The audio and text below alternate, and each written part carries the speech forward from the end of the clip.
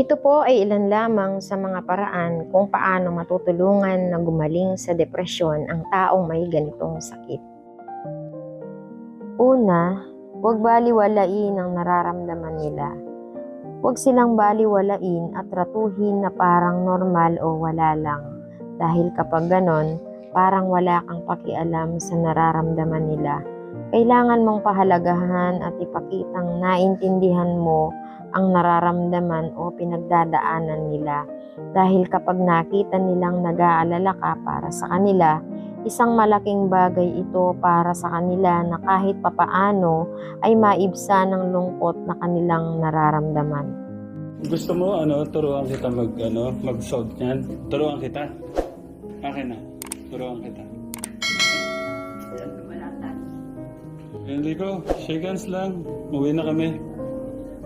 Ako pala si Ram. Kuya Enrico. Okay. Kuya Henry, uwi na kami. No? Kuya Henry? Okay. Thank you, Kuya Henry. Kumain ka na, Kuya Henry. Baka may gusto kang pabili, Kuya. Kuya Enrico. Kuya Enrico. Wala ka bang gustong pabiling pagkain? Ha? Wala?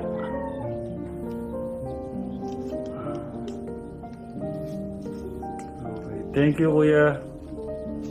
Dito muna ako sa labas na. Buksan mo yung mga bintana, Kuya, para pumasok yung hangin. Huh?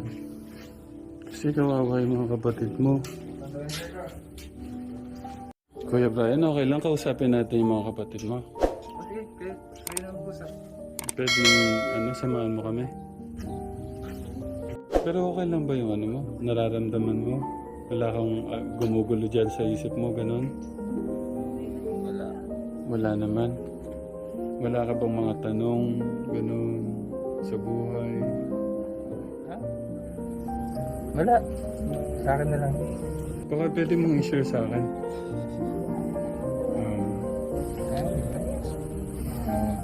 Yan masasabi. Ha? Ha?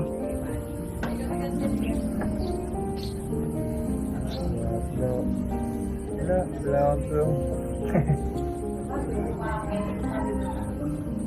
Sa ngayon, ngayong gabi, ano yung ulam nyo ngayon? Vlog. Dilata lang, matala. Yung dala nila ng kaibigan mo? Mga... Okay, sige bukas, magdadala rin kami, no? So paano, muna na kami? Sige. Thank you sa thank you sa pag-alaga mo sa mga kapatid mo.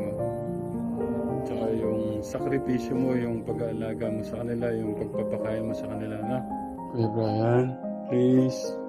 Ha? Ano naman ito? Ano? Kuya Brian, ano?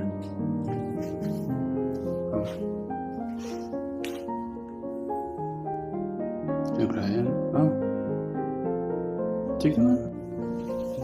Saan ka ha?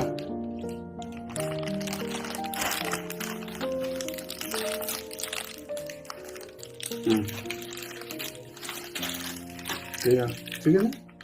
Please, asa na? Mamili ko tayo ng ito, makagusto nito.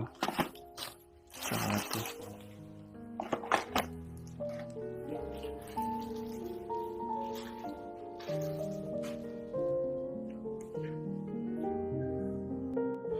Pangalawa, kailangan nila ng professional psychologist. Gaya mo, mas kailangan nila ng taong uunawa sa kanila, susuporta at magmamahal. Ito ay isang mabisang gamot para sa kanila. Pangatlo, pakinggan mo sila. Tanungin mo at hayaang magsalita tungkol sa nararamdaman nila. Kahit puro negatibo ito, dahil mahalaga sa kanila ang magkaroon ng tagapakinig, nagbibigay atensyon at pagpapahalaga. Minsan, kahit yung presensya mo lang ay sapat na upang maramdaman nila na mahalaga sila. Pwede ka mag-open kay Kuya Ram. Tawagin mo akong Kuya o Tito. May nanakit pa sa'yo dati? Yung sakit ng mga bully.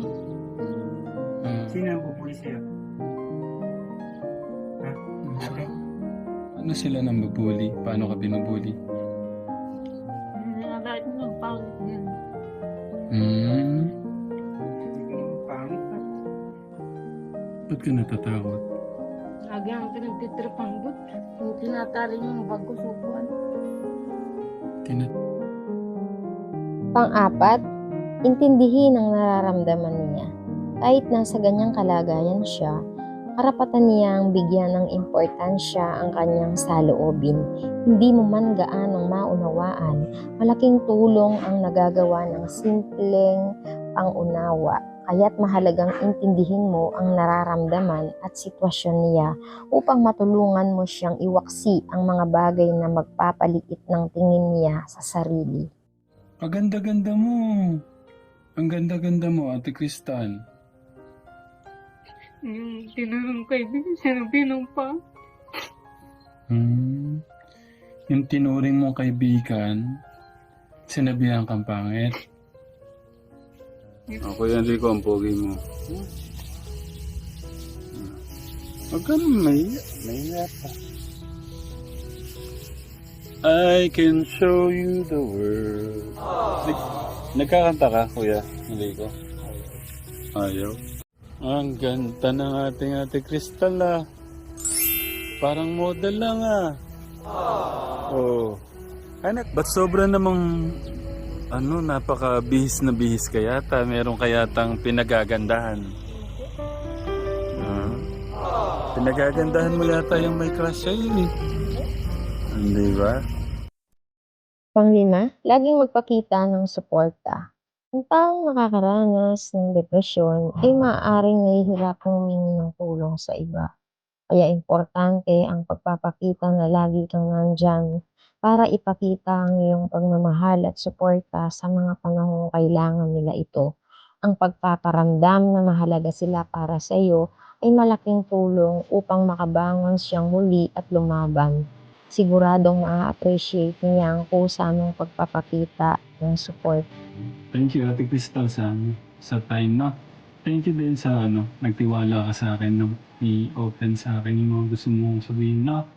Pero kung meron ka pang gusto sabihin, magsabi ka lang, okay? Basta love na love na love na love na love ka namin. Kayong magkakapatid. Kami na yung bago niyong pamilya ngayon na. Okay? Hindi ka pababayaan ni Kuya Tek mo. Ni Kuya Tek dito mo. Lahat kami dito, pamilya mo na. Habang nandito kami, kung meron kang gusto sabihin mo sa amin, okay? Pang-anim, imbitahan siyang lumabas. Kadalasan kapag nakakaranas ng depresyon ng isang tao, ay lagi na lang itong nagkukulong at ayaw lumabas ng kwarto o bahay. Kaya naman, subukan mo siyang imbitahan para magkaroon ng activities kasama ang iba pang kapamilya kaysa nagkukulong sa kwarto. Dahil kapag nasubukan niyang lumabas at nag-enjoy sa ilang activities, ay maaaring magdulot ito sa kanya ng positibong bagay. Umayag man o hindi, isa itong malaking bagay para sa kanya at naisip niya na mayroon palang mga tao na nagpapahalaga sa kanya. Sige na. Kaibigan mo na ako, di ba? Talaga na. Ano? Tingnan. Ano? Huwag na mahiya. O yan, Rico. Tara.